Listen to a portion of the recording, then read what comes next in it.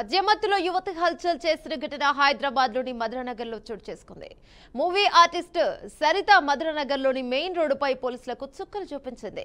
మందేసిన మైకంలో నడి రోడ్డుపై చిందులేసింది. మద్యం తలకెక్కిన మైకంలో చరణ్ అనే వ్యక్తిని దుర్భాషలాడిందని, అటుగా వెళ్లే వారిపై వదలకుండా విరుచుకుపడినట్లు స్థానికులు తెలిపారు. అడ్డుకునేందుకు ప్రయత్నించిన మహిళా హోంగార్డుపై సైతం దాడి చేసినట్లు తెలియజేశారు.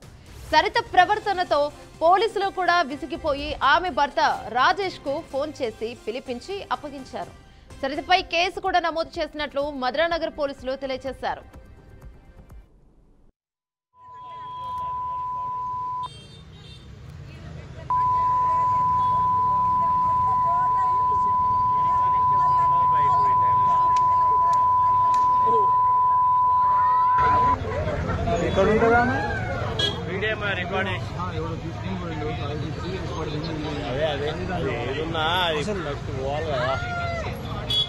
ఏం దాగి ఉంటుంది, ఎంత దాగినా ఇంత పిచ్చి చేస్తారు.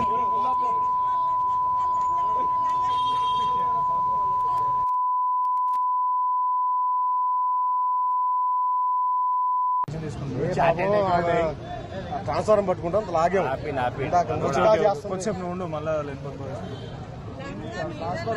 ట్రాన్స్ఫార్మర్ బెటర్ ఏందన్నా